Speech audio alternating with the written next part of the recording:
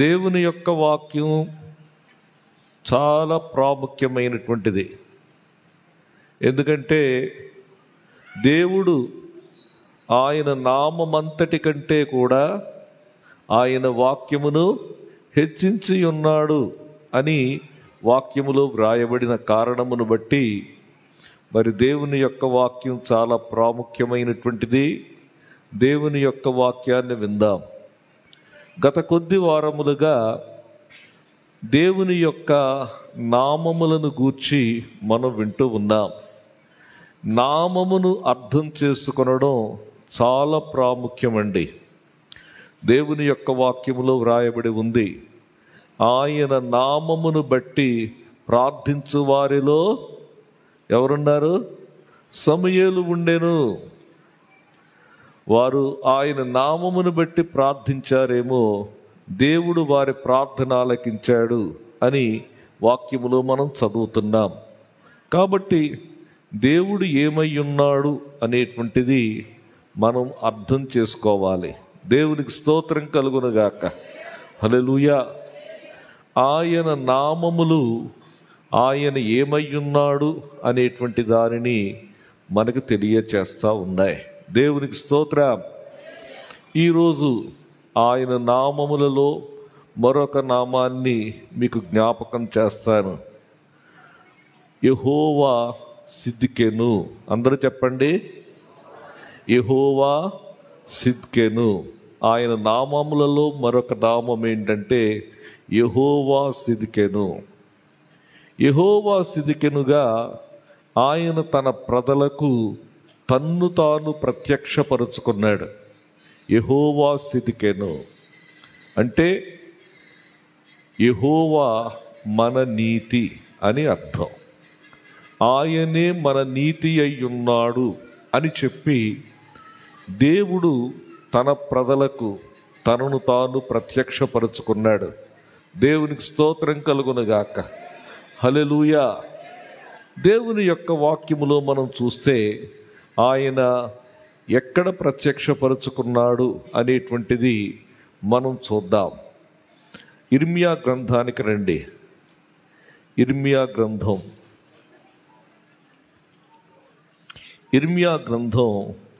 23వ అధ్యాయం 6వ వచనాన్ని చదవండి.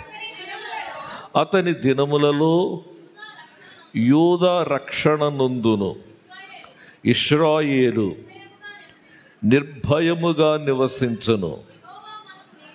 యెహోవా మనకు నీతి అని అతనికి పేరు పెట్టుదురు. యెహోవాయే మన నీతి, యెహోవాయే మన నీతి అయ్యున్నాడు. యెహోవా సిద్కెను అని ఇక్కడ మనం చూస్తూ ఉన్నాం. దేవుడు ఈ నామమును ప్రత్యక్షపరుచుకునేటువంటి సమయమునకు దేవుని ప్రజలైనటువంటి ఇశ్రాయేలీయుల పరిస్థితి ఎలాగుంది అనేటువంటిది మనం చూద్దాం. ఎలాంటి పరిస్థితి వారికి ఉందంటే 23వ అధ్యాయం 1వ వచనములో చూడండి. యెహోవా వాక్కు ఇదే, నా మందలో చేరిన గొర్రెలను నశింపచేయుచు చెదరగొట్టు కాపరులకు శ్రమ. చాలండి. ఇక్కడ దేవుని ప్రజలైనటువంటి ఇశ్రాయేలీయులు చెదరగొట్టబడ్డారు. వారి యొక్క కాపరులు అంటే వారి మీద పరిపాలన చేసేటువంటి రాజులు, వారి యొద్దకు పంపబడినటువంటి మరి మత నాయకులు, వీరంతా కూడా కాపరులు. ఈ కాపరుల యొక్క దోషం, ఈ కాపరులు వారిని సరిగా నడిపించకపోవుటను బట్టి వారు ఏమయ్యారంటే చెదరగొట్టబడ్డారు అనేటువంటి మాటను మనము చూస్తూ ఉన్నాం. వారు చెదరగొట్టబడ్డారు, భయముతో జీవిస్తూ ఉన్నారు. 4వ వచనములో మనం చూస్తే ఇక మీదట అవి భయపడకుండాను బెదరిపోకుండాను, వాటిలో ఒకటి అయినను తప్పిపోకుండాను. చాలండి. ఇక్కడ మనం చూస్తున్నాం, బెదరిపోయారు, చెదరిపోయారు, తప్పిపోయారు, భయపడిపోయారు. ఇలాంటి పరిస్థితుల్లో ఈ యొక్క ప్రజలుంటున్నట్లుగా మనం చూస్తూ ఉన్నాం. ఇలాంటి స్థితి వారికి రావడానికి గల కారణం ఏమిటి అనేటువంటిది మనం చూస్తే, ఇర్మియా ప్రవచించేటువంటి ఇర్మియా పరిచర్య ప్రారంభం రాజైనటువంటి యోషియా కాలంలో ప్రారంభమైంది. రాజైనటువంటి యోషియా పరిపాలనలో గొప్ప సంస్కరణ జరిగింది. రాజైనటువంటి యోషియా మందిరాన్ని బాగు చేయడం కానీ, దేవుని యొక్క వాక్యాన్ని ప్రకటింప చేయడం కానీ, గొప్ప మార్పు రాజైనటువంటి యోషియా కాలంలో వచ్చింది. ఈ రాజైనటువంటి యోషియా కాలం మరి ఎక్కువ కాలం కొనసాగలేదు. చనిపోతాడు, ఒక యుద్ధంలో చనిపోతాడు. ఈ రాజు చనిపోయిన తర్వాత ఈ యోషియా యొక్క కుమారుడైనటువంటి యెహోయాహాజు అనేటువంటి వాడు రాజయ్యాడు. ఈ యెహోయాహాజు అనేటువంటి వాడు రాజైన తరువాత వీడు తన ప్రజలను సరి అయినటువంటి రీతిలో నడిపించలేదు అని మనం చూస్తాం. ఆ వచనాలు కొన్ని మనం చూద్దాం. రాజులు 2వ గ్రంథానికి రండి. రాజులు 2వ గ్రంథం, 2వ గ్రంథం 23వ అధ్యాయం 31వ వచనం చూడండి. యెహోయాహాజు ఏలనారంభించినప్పుడు యెరూషలేములో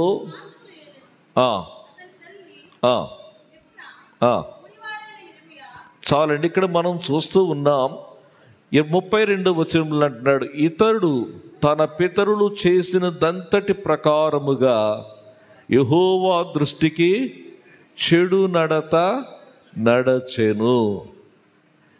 యోషియా తర్వాత అతని కుమారుడైనటువంటి యెహోయాహాజు రాజయ్యాడు. యెహోయాహాజు చనిపోయిన తరువాత మరొకడు యెహోయాకీము అనేటువంటి వాడు మరలా రాజయ్యాడు. యెహోయాకీము, ఈ యెహోయాకీము కూడా చెడు నడత నడిచాడు. 37వ వచనం.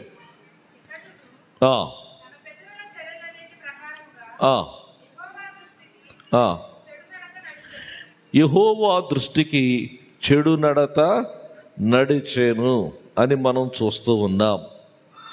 ఆ తరువాత యెహోయాకీము తరువాత మరొకడు రాజయ్యాడు. అతని పేరు మనం చూద్దాం. 11వ వచనం చూడండి. 24వ అధ్యాయం 11వ వచనం.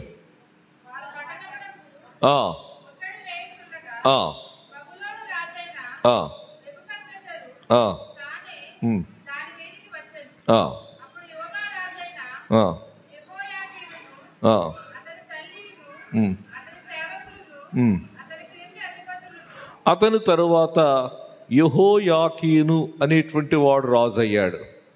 ఇతడు కూడా చెడు నడత నడిచినటువంటి వానిగా ఉన్నాడు. ఈ విధంగా యోషియా యొక్క కుమారుడు ముగ్గురు కూడా చెడు నడత నడిచినటువంటి వారిగా ఉన్నట్లుగా మనం చూస్తూ ఉన్నాం. అయితే ఆ తరువాత యెహోయాకీను తరువాత అతను బబులోను రాజు ఆ పట్టణాన్ని ముట్టడిస్తాడు. ముట్టడించి ఆ రాజు ఏం చేస్తాడంటే అతని పినతండ్రి అయినటువంటి మత్తన్యాను రాజుగా చేస్తాడు. 17వ వచనం చూడండి. మరియు బబులోను రాజు అతని పినతండ్రి అయిన ఆ మత్తన్యాకు సిద్కియా అను మారు పేరు పెట్టి అతని స్థానమందు రాజుగా నియమించిన. చాలండి. ఇప్పుడు మరొక రాజు వచ్చాడు. ఈ రాజు పేరు ఏంటంటే సిద్కియా. అసలు అతని పేరు మత్తన్యా. ఈ మత్తన్యాకు బదులుగా సిద్కియా అనేటువంటి వాడు రాజు అయ్యాడు. ఈ సిద్కియా అనేటువంటి మాటకు అర్థం ఏంటంటే నీతి అని అర్థం. సిద్కేను అనేటువంటి మాట కూడా నీతి అని మనం చూసాం కదా, నీతి అని అర్థం. ఇతడు కూడా చెడు నడత నడిచినట్లుగా మనం చూస్తూ ఉన్నాం. వీరందరూ చెడు నడత నడిచారు.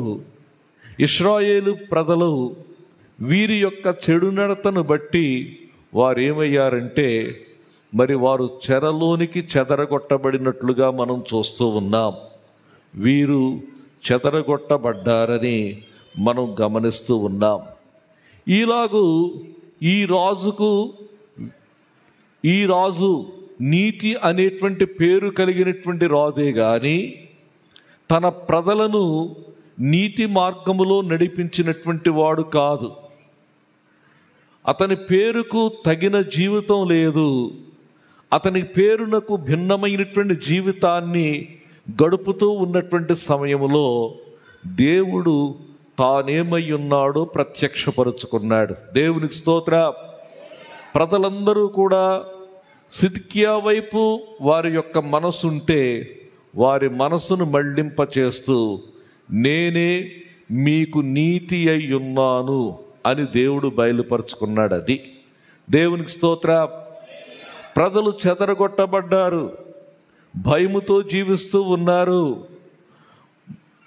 మరి నశించిపోతున్నటువంటి స్థితిలో ఉన్నారు. ఇలాగున్నటువంటి పరిస్థితుల్లో దేవుడు నేనే మీకు నీతి అయి ఉన్నానని చెప్పి వారికి బయలుపరుచుకున్నాడు. కాబట్టి యెహోవా సిద్కేను అంటే అర్థం ఏంటంటే యెహోవాయే మన నీతి అయి ఉన్నాడు అని అర్థం చేసుకోవాలి. దేవునికి స్తోత్ర. యెహోవాయే మన నీతి, ఆయనే మన నీతి. ఇప్పుడు కొన్ని మాటలు జ్ఞాపకం చేస్తాను. నీతి అనేటువంటి మాటకు హెబ్రీ భాషలో సిద్కేను అంటారు. నీతి అంటే అర్థం ఏంటి? సిద్కేను. ఈ సిద్కేను అనేటువంటి మాటకు మూల భాషలో రెండు అర్థాలు ఉన్నాయి. ఒకటి దృఢముగా ఉండడం, రెండవది తిన్నగా ఉండడం అని అర్థం. దృఢముగా ఉండడం, తిన్నగా ఉండడం అని అర్థం. ఈ మాటను బట్టి మనం అర్థం చేసుకుంటే సిద్కేను నీతికి వ్యతిరేక పదమేంటో మనం తెలుసుకుంటే అప్పుడు దీనిని మనం అర్థం చేసుకోవచ్చు. సాధారణంగా నీతి అనేటువంటి మాట చాలాసార్లు ఉపయోగిస్తుంటాం కదా. మనం ఎవరైనా మంచిగా ఉంటే చాలా నీతిమంతుడని చెప్తా ఉంటాం. అసలు నీతి అంటే ఏమిటి అనేటువంటిది మనం అర్థం చేసుకోవాలి. ఇంగ్లీష్లో నీతి అనేటువంటి మాటకు రైట్యస్నెస్ అంటారు. రైట్ అనేటువంటి మాట ఉంది. రైట్కు వ్యతిరేక పదం ఏంటి? రాంగ్. రైట్కి వ్యతిరేక పదం ఏంటి? రాంగ్. రాంగ్ అంటే మరొక అర్థం చెప్తాను నేను. రాంగ్ అంటే తప్పిపోవడం, రాంగ్ అంటే దోషం, రాంగ్ అంటే తప్పు. ఇలాగూ అనేకమైనటువంటి అర్థాలు వస్తూ ఉన్నాయి. ఏదైతే ఈ అర్థాలన్నీ మనం చూస్తే నీతికి వ్యతిరేక పదం ఏమవుతుందంటే పాపము అని అర్థం చేసుకోండి. నీతికి వ్యతిరేక పదం ఏంటి? పాపం. దేవుని యొక్క వాక్యములో ఈ పాపమును గూర్చి 3 మాటలు చెప్పాడు. ఆ మాటలు మీకు జ్ఞాపకం చేస్తాను. మనమందరం కూడా పాపం అంటాం కదా. పాపం అంటే ఏంటి? 3 మాటలు ఈ యొక్క గ్రంథంలో మనం చూస్తాం. కీర్తనల గ్రంథం 51వ అధ్యాయం 1వ వచనం చూడండి.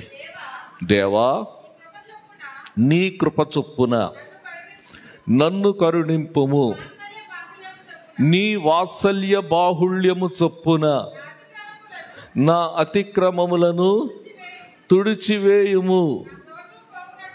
నా దోషము పోవునట్లు నన్ను బాగుగా కడుగుము.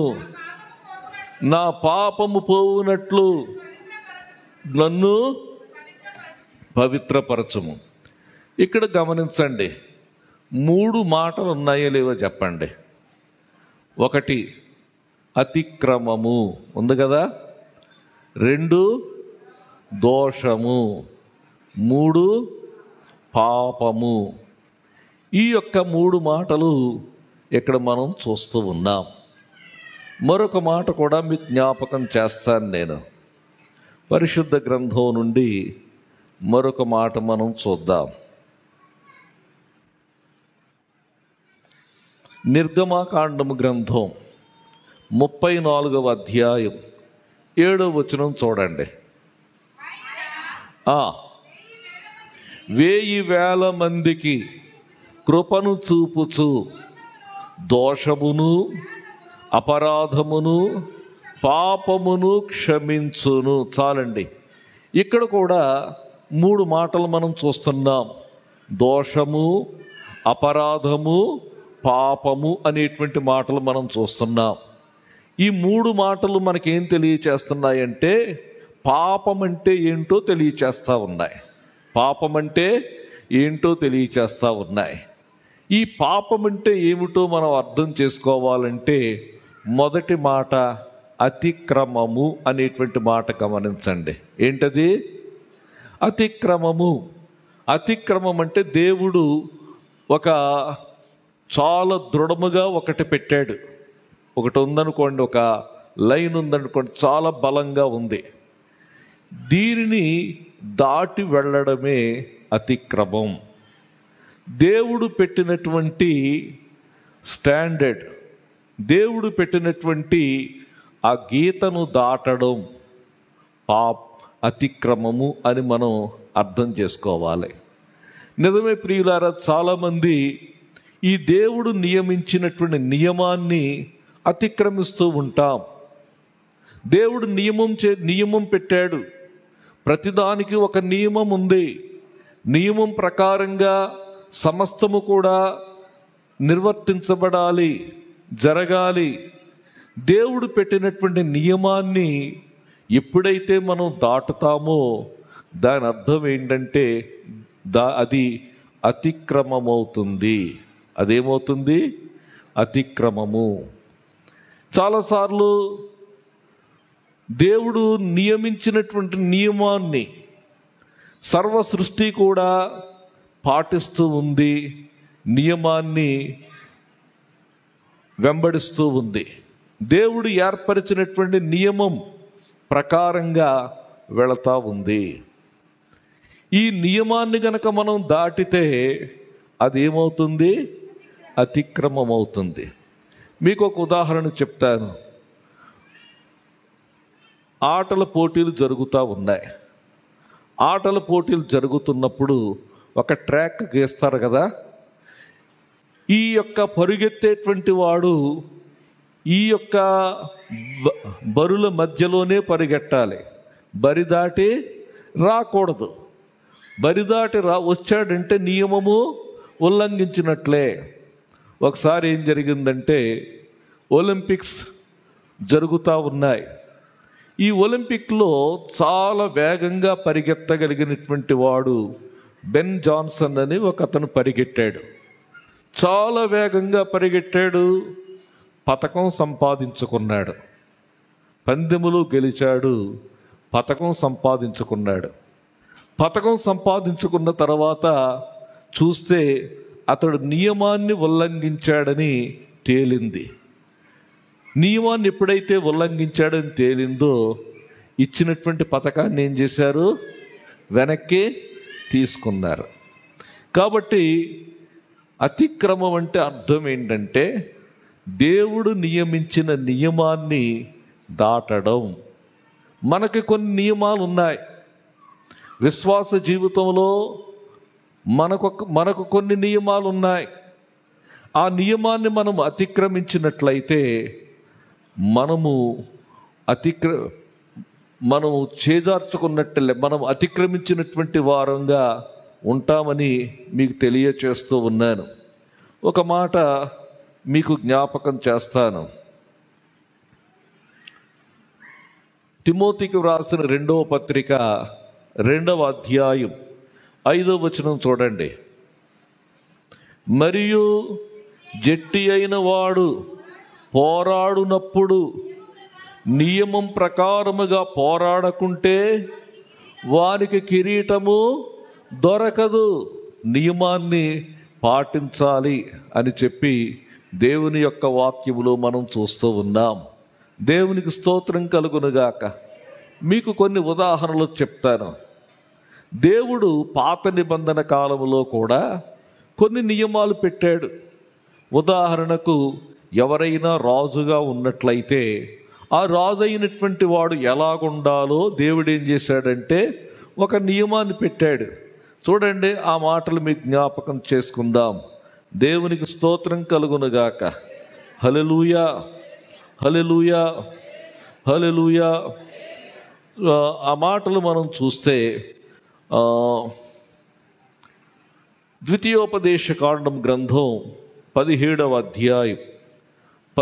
అధ్యాయంలో 16వ వచనం చూడండి. అతడు గుర్రములను విస్తారముగా సంపాదించుకొనవలదు. తాను గుర్రములను హెచ్చుగా సంపాదించుటకు గాను జనులను ఐగుప్తునకు తిరిగి వెళ్ళనీయకూడదు. ఎలయనగా ఇక మీదట మీరు ఈ త్రోవను వెళ్ళకూడదని మీతో చెప్పాను. తన హృదయము తొలగిపోకుండునట్లు అతడు అనేక స్త్రీలను వివాహము చేసుకొనకూడదు. వెండి బంగారములను అతడు తన కొరకు బహుగా విస్తరింపజేసుకోకూడదు. చాలండి, ఈ వచనాలన్నీ మనం చూస్తే దేవుడు చెప్పాడు. ఒక రాజు, ఇజ్రాయేలు దేశానికి రాజుగా ఉండేటువంటి వాడు ఎలాంటి నియమాలు పాటించాలో చెప్పాడు. ఒక నియమం ఏంటంటే విస్తారముగా గుర్రములను సంపాదించుకోకూడదు. ఆ రోజుల్లో ఐగుప్తు దేశపు గుర్రాలంటే చాలా విలువైనటువంటి గుర్రాలు. ఐగుప్తు దేశములో ఉన్నటువంటి గుర్రాలను సంపాదించుకొనడానికి జనులను ఐగుప్తునకు వెళ్ళనీయకూడదు. అలాగే బహు వివాహములు చేసుకొనకూడదు. వెండి బంగారములను తన కొరకు బహుగా విస్తరింప చేసుకొనకూడదు. ఇవి దేవుడు చెప్పాడు. అయితే మనం జ్ఞాపకం చేసుకుంటే రాజుల్లో మరి సొలొమోను రాజు, ఆయన చాలా గొప్పవాడే కానీ దేవుడు పెట్టినటువంటి నియమాన్ని అతిక్రమించాడు. దేవుడు పెట్టినటువంటి నియమాన్ని అతిక్రమించి ఐగుప్తు దేశము నుండి గుర్రములను తెచ్చుకున్నాడు. అంత మాత్రమే కాకుండా అన్య స్త్రీలను వివాహం చేసుకున్నాడు. విస్తారమైనటువంటి వెండి బంగారములను సంపాదించుకున్నాడు. దేవుని యొక్క క్రమమును అతిక్రమించాడు. దేవుడు ఏర్పరిచినటువంటి నియమాన్ని అతిక్రమించాడు. ఎప్పుడైతే దేవుని యొక్క నియమమును ఈ సొలొమోను రాజు అతిక్రమించాడో దాని యొక్క పర్యవసానం మనం చూస్తాం కదా. దేవుని యొక్క వాక్యమును మనం చూస్తాం. సొలొమోను తరువాత రాజ్యము 2 భాగములైపోయినట్లుగా మనం చూస్తూ ఉన్నాం. కాబట్టి దేవుని బిడ్డలారా, అతిక్రమము, దేవుడు ఏర్పరిచినటువంటి క్రమమును మీరడమే అతిక్రమము. దేవునికి స్తోత్రం కలుగునుగాక. హల్లెలూయా.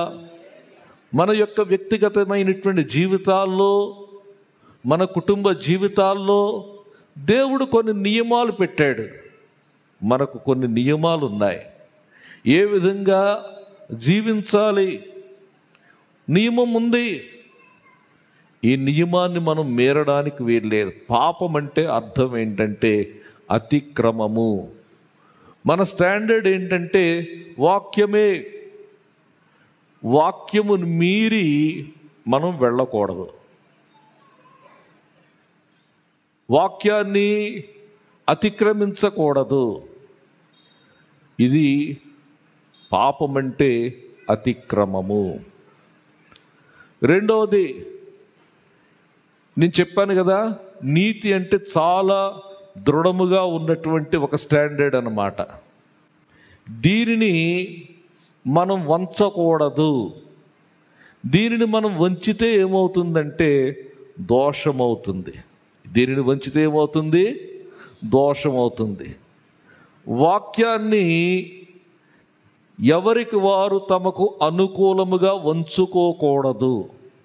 గమనించండి, అనుకూలంగా వంచుకోకూడదు, అనుకూలంగా వ్యాఖ్యానించుకోకూడదు. వాక్యాన్ని వాక్యపు వెలుగులోనే అర్థం చేసుకోవాలి.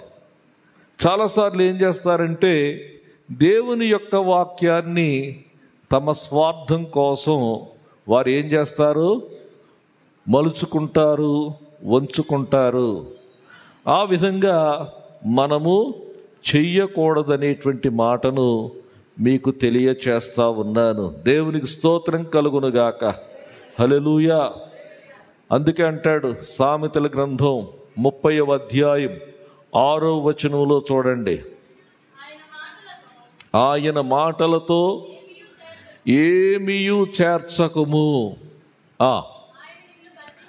ఆయన నిన్ను గద్దించునేమో, అప్పుడు నీవు అబద్ధికుడు వగుదువు. చూడండి, గద్దింపు కారణం ఏంటంటే ఆయన మాటలతో ఏది కూడా చేర్చకూడదు, ఆయన మాటల్లో నుండి ఏది కూడా తీసివేయకూడదు.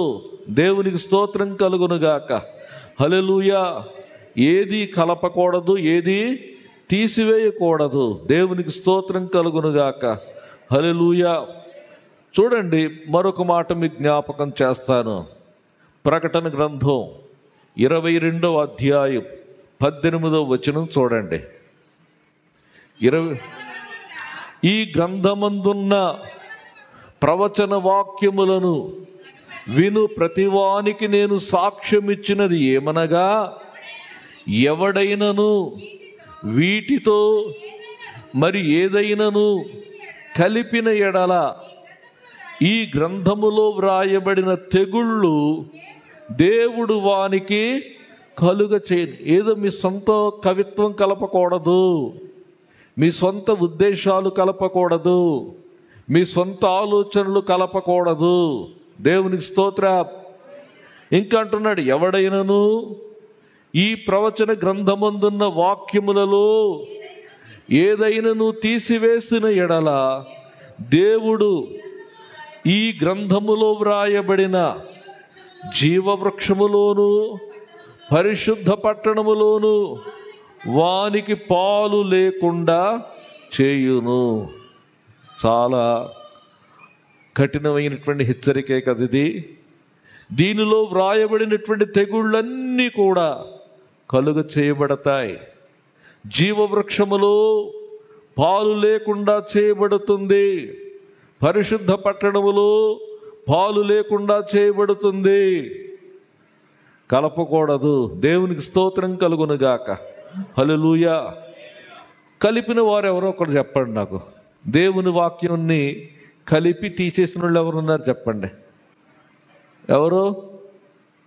వాక్యము కలిపారు, కొన్ని మాటలు తీసేశారు. ఎవరు? హవ్వ ఆదాములు. హవ్వ ఆదాములు దేవుడు చెప్పినటువంటి మాటలు చెప్పలేదు. సాతానుతో మాట్లాడుతూ ఉన్నటువంటి సమయంలో దేవుడు చెప్పినటువంటి వాటికి కొన్ని కలిపారు, దేవుడు చెప్పినటువంటి వాటిలో కొన్ని తీసివేశారు. చూడండి, ఈ మాటలు మీకు జ్ఞాపకం చేస్తాను. 3వ అధ్యాయం ఆదికాండము గ్రంథం 3వ అధ్యాయంలో మనం చూస్తే ఇక్కడ హవ్వ అంటుంది. అందుకు 3వ అధ్యాయం 2వ వచనం చూడండి. అందుకు స్త్రీ, ఈ తోట చెట్ల ఫలములు తినవచ్చును. చూడండి, ఈ తోట చెట్ల ఫలములను తినవచ్చును. ఇక్కడ ఏది తీసేసిందో చెప్పండి. ఏ మాట తీసేసింది అమ్మా? నిరభ్యంతరం అనేటువంటి మాట తీసేసింది కదా. నిరభ్యంతరంగా తినవచ్చును ఈ తోట చెట్ల ఫలములను. చూడండి, దేవుడు చెప్పాడు కదా, 16వ వచనం, 2వ అధ్యాయం 16వ వచనం. ఈ తోటలోనున్న ప్రతి వృక్ష ఫలములను నీవు నిరభ్యంతరంగా తినవచ్చును అని చెప్పి దేవుడు చెబితే మేము తినవచ్చును అందే. అయితే మంచి చెడ్డల తినకూడదు. మేము వాటిని తినుదినమున నిశ్చయము. ఎక్కడ చూద్దామా? 2వ అధ్యాయం 3వ అధ్యాయానికి రండి. చెట్టు ఫలమును గూర్చి దేవుడు మీరు చావకుండునట్లు. చూడండి, మీరు చావకుండునట్లు అని చెప్పలేదుగా, నిశ్చయముగా చచ్చెదవని చెప్పాడు. ఆ తర్వాత ఇంకా ఏం కలిపింది? వాటిని ముట్టకూడదని సర్పముతో అనెను. ముట్టకూడదనేటువంటి మాట చెప్పలేదుగా దేవుడు. దేవుని స్తోత్రం కలుగునుగాక. హల్లెలూయా. అంటే ఈ దేవుని యొక్క మాటలను అనుకూలముగా మలుచుకున్నటువంటి పరిస్థితి, వాక్యాన్ని మనకు అనుకూలంగా వంచుకున్నటువంటి పరిస్థితి. వీరు దోషం చేశారు, వీరు మలుచుకున్నారు, ఉన్నది తీసేశారు, లేనిది కలిపారు. ఉన్నది తీసేసి లేనిది మనకు అనుకూలంగా కలిపినట్లయితే మనము దోషము చేసినటువంటి వారం అవుతామని మనం అర్థం చేసుకోవాలి. 2 చెప్పాను, అతిక్రమము, దోషము. 3వది ఏంటి? పాపము. పాపము అంటే అర్థం ఏంటంటే, చూడండి, ఇక్కడ ఒక గీత ఉంది. ఈ గీతను నేను ఎన్ని చేసినా ఈ గీతను నేను అందుకోలేను, నేను ఇక్కడికి రాలేను. నేను ఇది దేవుడు ఏర్పరిచినటువంటి స్టాండర్డ్ అన్నమాట. ఈ దేవుడు ఏర్పరిచినటువంటి దేవునికి సరిపోయే నీతిది.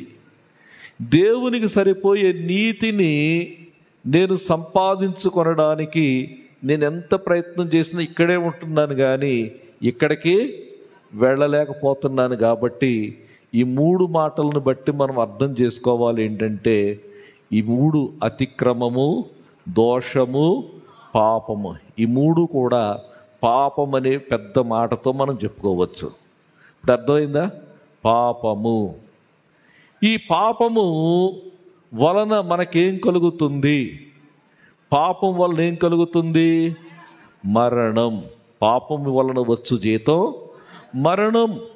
దేవుని యొక్క వాక్యములో వ్రాయబడి ఉంది, ఏ భేదమును లేదు, అందరూ పాపము చేసి దేవుడు అనుగ్రహించు మహిమను పొందలేకపోతున్నారు.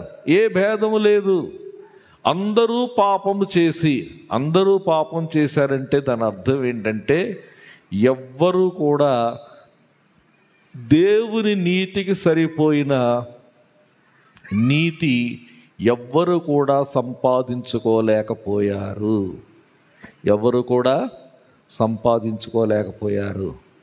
కాబట్టి అందరూ పాపులే, అందరూ పాపం చేశారు. కాబట్టి దేవుని వాక్యములో మనం చూస్తున్నాం, పాపము వలన వచ్చు జీతము మరణము. పాపం వలన వచ్చు జీతం ఏంటి?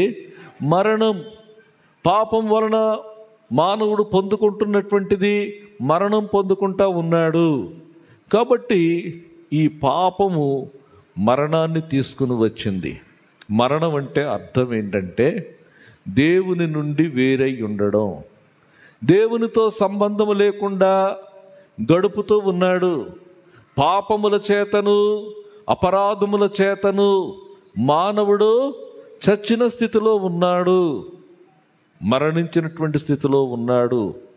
ఆత్మీయంగా మరణించాడు, బ్రతుకుచున్నాడని పేరుంది కానీ నీవు మృతుడవే అని దేవుని యొక్క వాక్యములో మనం చూస్తూ ఉన్నాం. ఈ పాపం ఏం చేసిందంటే మరణాన్ని తెచ్చింది. ఈ పాపమును గురించి మరొక మాట చెప్తాను నేను. పాపమునకు వాంఛ ఉంది. పాపమునకు ఏముంది? వాంఛ ఉంది. అంటే అర్థం ఏంటంటే పాపము మనలను తన స్వాధీనములో ఉంచుకోవాలనుకుంటూ ఉంది. చూడండి, ఆ మాట మీకు తెలియచేస్తాను. ఆదికాండం గ్రంథం 4వ అధ్యాయం 7వ వచనం చూడండి. నీవు సత్క్రియ చేసిన ఎడల తల ఎత్తుకొనవా, సత్క్రియ చేయని ఎడల నీ వాకిట పాపము పొంచి ఉండును, నీ ఎడల దానికి వాంఛ కలుగును, నీవు దానిని ఏలుదువని అనెను. పాపం మరణాన్ని తేవడమే కాదు, పాపం ఏం చేస్తుందంటే మన మీద అధికారం చేస్తూ ఉంది. మన మీద అధికారం చేస్తూ ఉంది. ఈ వాక్యంలో మనం చూస్తున్నాం, సత్క్రియ చేయని ఎడల నీ వాకిట పాపము పొంచి ఉండును. పొంచి ఉండును అనేటువంటి మాట చాలాసార్లు చెప్పాను నేను. వేటాడే మృగం ఏం చేస్తుందంటే వేట కోసం ఏం చేస్తుంది? పొంచి ఉంటుంది. పొంచి ఉండి వేట పశువు కనపడగానే అమాంతంగా వెళ్ళి దానిని కబళిస్తుంది కదా. అలాగే పాపం కూడా మనం ఎప్పుడు దొరుకుతామా అని చూస్తూ ఉంటుంది. పాపం మనం ఎప్పుడు దొరుకుతామని చూస్తూ ఉంటుంది. కాబట్టి దేవుని బిడ్డలారా చాలా జాగ్రత్తగా ఉండాలి. సహవాసం కావాలి, మనకు సహవాసం ఉండాలి. కాబట్టి పాపము పొంచి ఉంటుంది. ఇక్కడ నీతి అనేటువంటి దాని గురించి మనం ఆలోచిస్తూ ఉన్నాం. నీతి అనేటువంటి మాటకు వ్యతిరేకమైనటువంటి మాట ఏంటంటే పాపం అనుకోండి. పాపము, అనీతి. ఇప్పుడు నీతిని గురించి కొన్ని మాటలు చెప్తాను నేను. మనం ఎలాగూ దేవుని యొక్క నీతిని మనం సంపాదించుకోగలం, దేవుని నీతికి సమానమైనటువంటి సరిపోయినటువంటి నీతిని మనం ఎలాగూ సంపాదించుకోగలం అనేటువంటిది మనం ఆలోచించాలి. దేవునికి స్తోత్రం కలుగునుగాక. హల్లెలూయా, హల్లెలూయా. మనము ఈ నీతిని సంపాదించుకొనడానికి 2 మార్గాలు ఉన్నాయండి. ఒక మార్గమేమో ధర్మశాస్త్రము. చూడండి, ఈ ధర్మశాస్త్రాన్ని పాటిస్తే మనకు నీతి కలుగుతుంది. ద్వితీయోపదేశకాండము గ్రంథం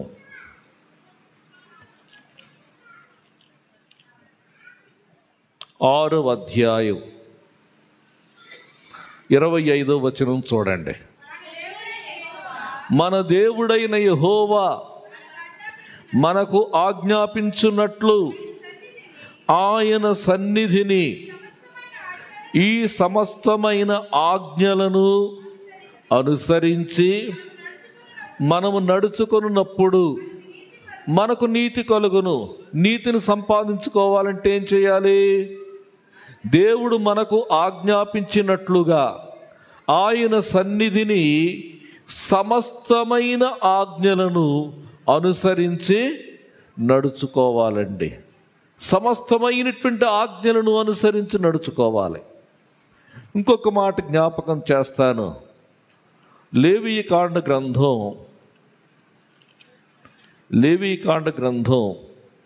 18వ అధ్యాయం 5వ వచనం.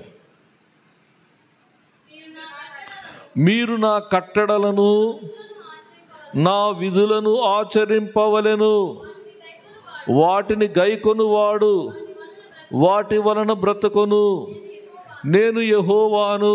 చాలండి. ఈ 2 మాటల్లో మనం చూస్తున్నాం, ఆజ్ఞలన్నిటినీ కూడా అనుసరించి నడుచుకోవాలి. ఆయన విధులను ఆయన కట్టడలనన్నిటినీ అనుసరించి నడుచుకుంటే అప్పుడు మనకేం కలుగుతుంది? నీతి కలుగుతుంది. ఏం కలుగుతుంది చెప్పండి? అయితే నా ప్రశ్న ఏంటంటే, ఎవరైనా ఇంతవరకు అన్నిటినీ అనుసరించి నడుచుకున్న వారు ఉన్నారా?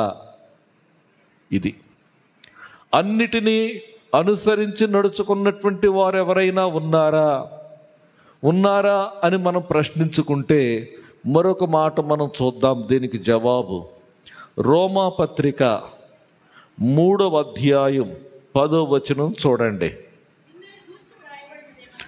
ఇందును గూర్చి వ్రాయబడినది ఏమనగా, నీతిమంతుడు లేడు, ఒక్కడునూ లేడు. చాలండి. దేవుని యొక్క వాక్యం ఏం చెప్తుంది? నీతిమంతుడు లేడు, ఒక్కడు కూడా లేడటండి. ఒక్కడు కూడా లేడు.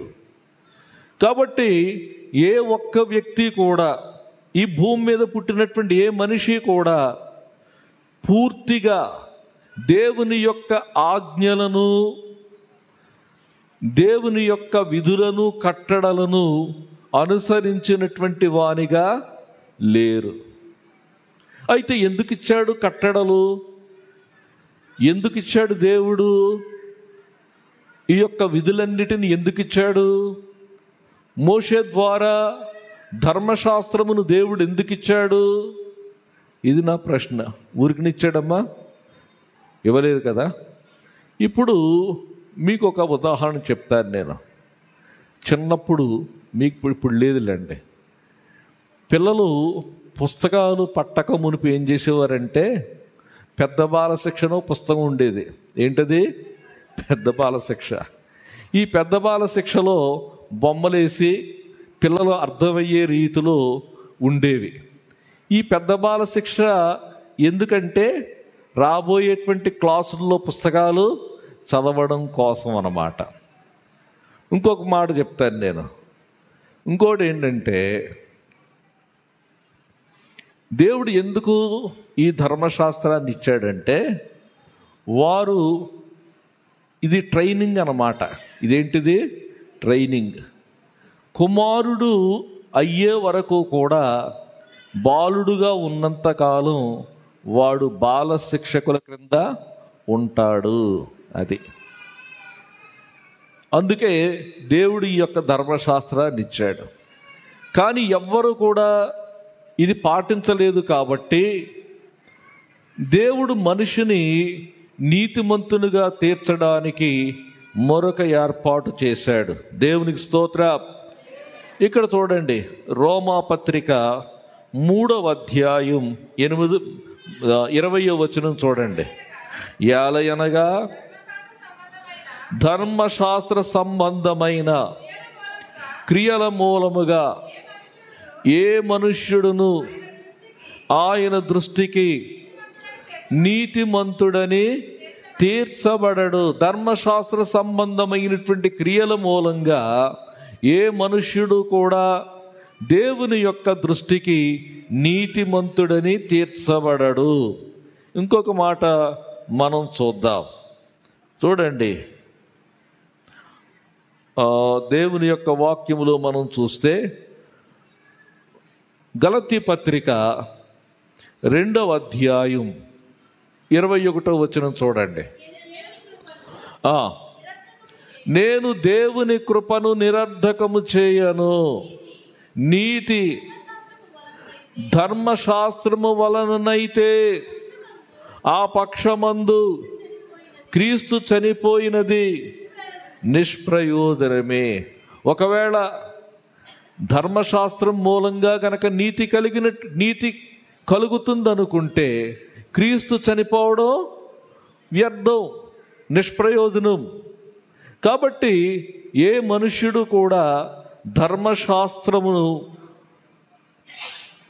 క్రియల వలన, ఏ మనుష్యుడు కూడా నీతి క్రియల వలన నీతిమంతుడుగా తీర్చబడడు. అయితే మనం క్రియలన్నీ ఏమవుతున్నాయి? మరి క్రియలు చేస్తున్నాం కదా. చాలామంది నీతిని సంపాదించుకోవాలని చెప్పి క్రియలను ఆశ్రయించేటువంటి వారు ఉంటారు. మంచి పనులు చేస్తే దేవుని సన్నిధిలో కొంత మనకు పుణ్యం వస్తుంది అనుకునేటువంటి వారు ఉంటారు. కొన్ని మతాల్లో ఉన్నటువంటిది చెప్తాను చూడండి. వారు లెక్క వేసుకుంటారు, తూకం వేసుకుంటారన్నమాట. ఈ 10 రోజులు గనక నేను ఈ క్రియలు చేస్తే నాకు నా యొక్క అకౌంట్లోనికి కొంత నీతి వస్తుందని చెప్పి ఏం చేస్తారంటే వారు బీదలకు దానం చేయడం కానీ, ఆహారం లేనటువంటి వారికి ఆహారం పెట్టడం కానీ ఇలాంటివి చేస్తూ ఉంటారు. యూదుల యొక్క అలవాటు కూడా అదే. వారికి సంవత్సరానికి ఒకసారి మహాపాప ప్రాయశ్చిత్త దినం అని ఒకటి ఉంటుంది. ఈ మహాపాప ప్రాయశ్చిత్త దినానికి ముందు వాళ్ళు చేస్తారు. ఒక 10 రోజుల ముందు ఏం చేస్తారంటే వారి అకౌంట్లోనికి కొన్ని నీతి క్రియలు వేసుకోవాలని చూస్తారు. నీతి క్రియలు వారి అకౌంట్లో జమ కావాలని చెప్పి పేదలైనటువంటి వారికి సహాయం చేయడం కానీ, భోజనాలు పెట్టడం కానీ ఇలాంటి పనులన్నీ చేస్తారు. అయితే ఒక మాట చెప్తున్నాను నేను, మనము చేసేటువంటి నీతి క్రియలన్నీ కూడా దేవుని దృష్టికి మురికి గుడ్డల వలె ఉన్నాయి. మనము చేసేటువంటి నీతి క్రియలు మనలను దేవుని నీతికి సరిపోయినటువంటి నీతికి ఎప్పుడూ మనలను తీసుకొని వెళ్ళవు. కాబట్టి మన క్రియల మూలముగా మనము నీతిమంతులముగా తీర్చబడము. అయితే మరి ఎలా తీర్చబడతాం? మనకి ఎలా నీతి కలుగుతుంది? దేవుని నీతికి సరిపోయినటువంటి నీతి మనకు ఎలాగొస్తుంది అనేటువంటి ప్రశ్న మనం ఆలోచించుకోవాలండి. దేవునికి స్తోత్రం కలుగునుగాక. దేవుడే మరొక ఏర్పాటు చేశాడు. ఆ ఏర్పాటును చెప్తాను చూడండి. రోమాపత్రిక 3వ అధ్యాయం 21వ వచనం. ఇట్లుండగా ధర్మశాస్త్రమునకు వేరుగా దేవుని నీతి బయలుపరచబడుచున్నది. దేవునికి స్తోత్రం కలుగునుగాక. హల్లెలూయా. ధర్మశాస్త్రమునకు వేరుగా దేవుని నీతి బయలుపరచబడుచున్నది. ఇది పాత నిబంధన కాలంలో కూడా చెప్పాడు. దానికి ధర్మశాస్త్రమును ప్రవక్తలను సాక్ష్యమిస్తున్నారు. ఈ నీతికి అందరూ కూడా సాక్ష్యం చెప్తా ఉన్నారు. ఏంటో తెలుసా? అది యేసుక్రీస్తు నందలి విశ్వాస మూలమైనదై నమ్ము వారందరికీ కలుగు దేవుని నీతి. దేవునికి స్తోత్రం. ఎప్పుడైతే నేను యేసుక్రీస్తు నందు విశ్వాసం ఉంచానో నాకేం కలిగిందంటే దేవుని నీతి కలిగింది. దేవునికి స్తోత్రం కలుగునుగాక. హల్లెలూయా, హల్లెలూయా. 5వ అధ్యాయం, రోమాపత్రిక 5వ అధ్యాయం 1వ వచనం చూడండి. కాబట్టి విశ్వాస మూలమున మనము నీతిమంతులముగా తీర్చబడుతున్నాం. విశ్వాస మూలమున మనము నీతిమంతులంగా తీర్చబడుతున్నాం. ప్రియులారా గమనించండి. ఎప్పుడైతే నీవు యేసుక్రీస్తునందు విశ్వాసం ఉంచావో అప్పుడు దేవుడు ఏం చేస్తున్నాడంటే నిన్ను నీతిమంతునిగా తీరుస్తున్నాడు. దేవునికి స్తోత్రం కలుగునుగాక. హల్లెలూయా, హల్లెలూయా. ఒక మాట మనం చూద్దాం. రోమాపత్రిక 3వ అధ్యాయం 30వ వచనం చూడండి. దేవుడు ఒకడే గనుక ఆయన సున్నతి గలవారిని విశ్వాస మూలముగాను సున్నతి లేని వారిని విశ్వాసము ద్వారాను నీతిమంతులనుగా తీర్చును. దేవునికి స్తోత్రం. హల్లెలూయా. సున్నతి గలవారిని కూడా సున్నతిని బట్టి నీతిమంతులుగా తీర్చలేదు, విశ్వాస మూలముగా నీతిమంతులుగా తీర్చాడు. రెండవది సున్నతి లేనటువంటి వారిని విశ్వాసము ద్వారా నీతిమంతులుగా తీర్చాడు. ఇప్పుడు మీరు అనొచ్చు, మనం ఏమీ చేయలేదు కదండి, మనం ఎలా తీర్చబడుతున్నాం? దేవునికి ఆధారం ఏంటి? ఎలా తీర్చాడు? దేవునికి ఆధారం ఏంటంటే, మనలను విశ్వాసము ద్వారా తీర్చడానికి గల కారణం ఏంటంటే యేసుక్రీస్తు యొక్క మరణం. దేవునికి స్తోత్రం కలుగునుగాక. హల్లెలూయా. చూడండి 3వ అధ్యాయం 25వ వచనం చూడండి. పూర్వము చేయబడిన పాపములను దేవుడు తన ఓరిమి వలన ఉపేక్షించినందున ఆయన తన నీతిని చూడండి, దేవుడు తన నీతిని కనుపరచవలెనని. చూడండి, పూర్వము చేయబడిన పాపములు, మనమందరం కూడా యేసు ప్రభువులోనికి రాకమునుపు మనం పాపం చేశాం. అయితే దేవుడు వెంటనే మనం శిక్షించలేదు, మన పట్ల ఓర్పు వహించాడు కదా.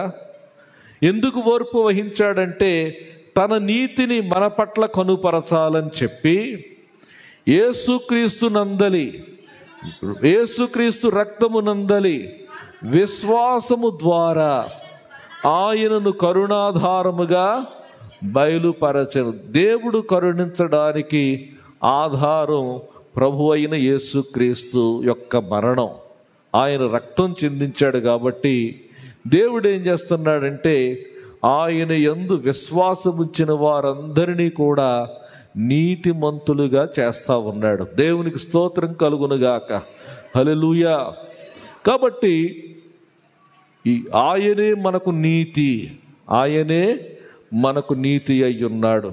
ఎప్పుడైతే మనం యేసు ప్రభువునందు విశ్వాసం ఉంచామో మనము యేసు ఒకటయ్యామన్నమాట. దేవునికి స్తోత్రం కలుగునుగాక. ఎప్పుడు యేసు మనము ఒకటయ్యామో ఆయన నీతి మన నీతి అయ్యింది. ఆయన నీతి మనకు ఆపాదించబడింది, తీర్చబడ్డాం. అలాగే యేసయ్య నీతి మనకు ఆపాదించబడింది. కాబట్టి ప్రియులారా, ఇది మనకు చాలా అద్భుతమైనటువంటి గొప్ప ప్రత్యక్షత. దేవుడు చెప్తా ఉన్నాడు, యెహోవాయే మనకు నీతి అయ్యున్నాడు అనేటువంటి మాట మనకి జ్ఞాపకం చేస్తా ఉన్నాడు. దేవునికి స్తోత్రం కలుగునుగాక. హల్లెలూయా. మరొకసారి ఇర్మియా గ్రంథంలోనికి వద్దాం. ఇర్మియా గ్రంథం 23వ అధ్యాయం 6వ వచనం చూస్తే, అతని దినములలో యోధా రక్షణ నొందును, ఇశ్రాయేలు నిర్భయముగా నివసించును. యెహోవా మనకు నీతి అని అతనికి పేరు పెట్టుదురు. దేవునికి స్తోత్రం. హల్లెలూయా. సిద్కియా దినములలో ప్రజలు చెదిరిపోయారు. సిద్కియా అనేటువంటి పేరు కూడా నీతి అనే పేరు. అయితే యెహోవా సిద్కెను, ఆయనే మనకు నీతి అయినప్పుడు మనము సమకూర్చబడతాం. దేవునికి స్తోత్రం కలుగునుగాక. హల్లెలూయా. 3వ వచనంలో 23వ వచనం చూడండి. 23 మరియు నేను వాటిని తోలివేసిన దేశములన్నిటిలో నుండి నా గొర్రెల శేషమును సమకూర్చి. చాలండి. దేవునికి స్తోత్రం. వాళ్ళు చెదిరిపోయారు, అసలు వాళ్ళు తిరిగి వస్తారనేటువంటి నిరీక్షణ ఎవ్వరికీ లేదండి. ఒకసారి జ్ఞాపకం చేసుకుందాం. దేవుని ప్రజలైనటువంటి ఇశ్రాయేలీయులు క్రీస్తు శకం 70వ సంవత్సరములో వారు నలుమూలలా కూడా చెదిరిపోయారు. 70వ సంవత్సరం నుండి 1948వ సంవత్సరం వరకు మనం లెక్క చూసుకుంటే ఇంచుమించుగా 2000 సంవత్సరములు. ఈ 2000 సంవత్సరములు ప్రపంచమంతా కూడా చెదిరిపోయారు. ఈ ప్రపంచమంతా చెదిరిపోయినటువంటి వారు మరలా 1948 సంవత్సరంలో వారు మరలా సమకూర్చబడ్డారు. ఒక దేశంగా సమకూర్చబడ్డారు, ఒక భాషతో సమకూర్చబడ్డారు. ప్రపంచంలో ఏ జాతి కూడా ఇంతవరకు ఆ విధముగా సమకూర్చబడినటువంటి పరిస్థితి లేదు. ఇర్మియా ద్వారా దేవుడు అంటున్నాడు, నేను సమకూర్చుతాను, నేను సమకూరుస్తాను. దేవునికి స్తోత్రం కలుగునుగాక. ఆయనే మన నీతి అయినప్పుడు మన జీవితాలను సమకూరుస్తాడండి, మన కుటుంబాలను సమకూరుస్తాడండి. ఇక ఎన్నడూ కూడా వీరు కలవరు అనుకున్న పరిస్థితుల్లో మరలా సమకూరుస్తాడు. యెహోవాయే మన నీతి. దేవునికి స్తోత్రం కలుగునుగాక. హల్లెలూయా. ఇంకా చెప్తా ఉన్నాడు, అభివృద్ధి పొంది విస్తరించును. దేవునికి స్తోత్రం. అభివృద్ధి పొంది విస్తరించేటట్లు చేస్తాను. ఎందుకంటే నేను యెహోవా నీతి, నేనే నీతి రాజును, ఆయనే నీతి రాజు. దేవునికి స్తోత్రం కలుగునుగాక. హల్లెలూయా. జకర్యా గ్రంథంలో ఈ మాట మనం జ్ఞాపకం చేసుకుందాం. జకర్యా గ్రంథం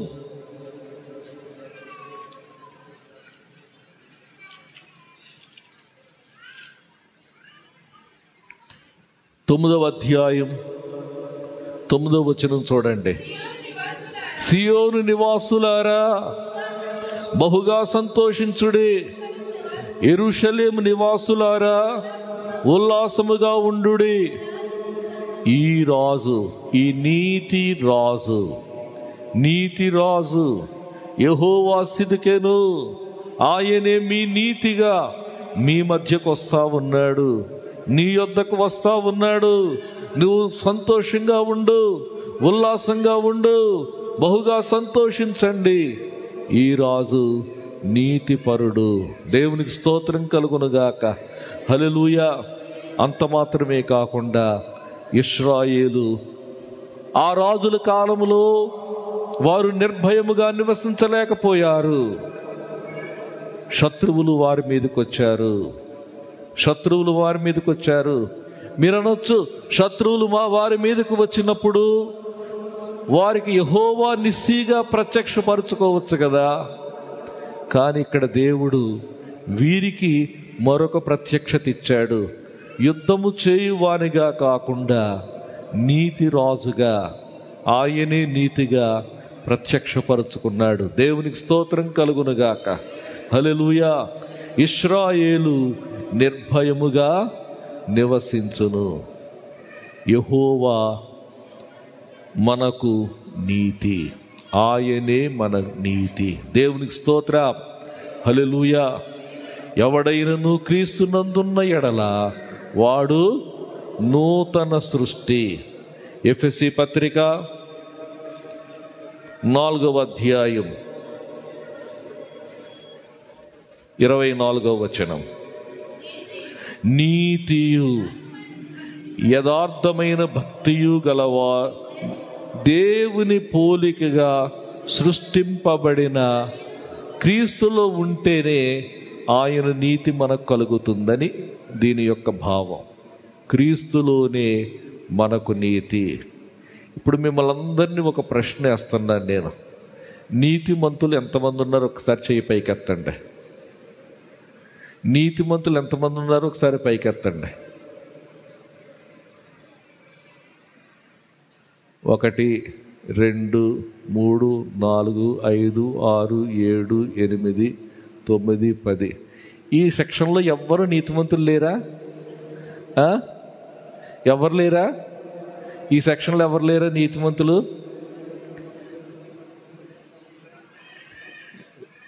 నీ స్వంత నీతి కాదు, నీకు ఆపాదింపబడిన యేసుక్రీస్తునందు విశ్వాసం వల్ల కలిగిన నీతి కలిగిన వారు. ఇప్పుడు చెప్పండి.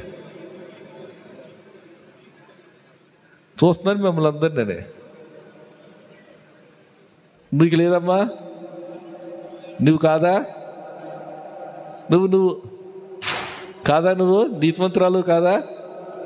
చెప్పు. కుమారి కాదా? మరి ఎందుకు ఎట్లా చెయ్యి? ఒకటి ఏంటంటే, దేవుని యొక్క వాక్యాన్ని అనుమానింపచేసేటువంటి వాడెవరు? సాతాను. ఎంత గట్టిగా చెప్తున్నా మీకు అర్థం కావడం లేదు. నేను చేసిన క్రియలను బట్టి నేను నీతిమంతుణ్ణి కాను. యేసుక్రీస్తునందలి విశ్వాసం వలన నేనేమయ్యాను? నీతిమంతుణ్ణి అయ్యాను. ఇప్పుడు అందరూ చేయి పెట్టుకెత్తండి, చెప్పండి. నేను యేసుక్రీస్తునందలి విశ్వాస మూలమున నీతిమంతునిగా తీర్చబడ్డాను. నాలో దేవుని నీతి నాకు ఆపాదింపబడింది. దేవునికి స్తోత్రం కలుగునుగాక. అనుమానించొద్దు. బాప్తిసం తీసుకున్నారా లేదనే మాట నేను అడగటం లేదు. తీసుకోండి, తీసుకోపోండి, మీరు నమ్మారా లేదనేది నాకు కావాలి. దేవునికి స్తోత్రం కలుగునుగాక. హల్లెలూయా, హల్లెలూయా. యెహోవా సిద్కెను. యెహోవా ఆయనే మన నీతి అయి ఉన్నాడు. యేసే మన నీతి అయి ఉన్నాడు. నా అతిశయం ఏంటో తెలుసా? నేను చేసిన నీతి క్రియలు కాదు. దేవునికి స్తోత్రం. నా అతిశయం ఏంటో తెలుసా? యేసు ప్రభువే. అతిశయించువాడు ప్రభువునందు అతిశయింపవలను అన్నది వ్రాయబడినట్లుగా దేవుని మూలముగా ఆయనే, యేసయ్యే నాకేమయ్యాడు? నీతి. నాకు జ్ఞానము, నాకు పరిశుద్ధత, నాకు విమోచన. యేసు, యేసు, యేసు. యేసు లేకుండా ఏమీ లేదు. దేవునికి స్తోత్రం. యేసే మన నీతి. యేసే మన నీతి. దేవునికి స్తోత్రం కలుగునుగాక. హల్లెలూయా. ఎప్పుడైతే ఈ నీతిని పొందుకున్నావో సమకూర్చబడతావు.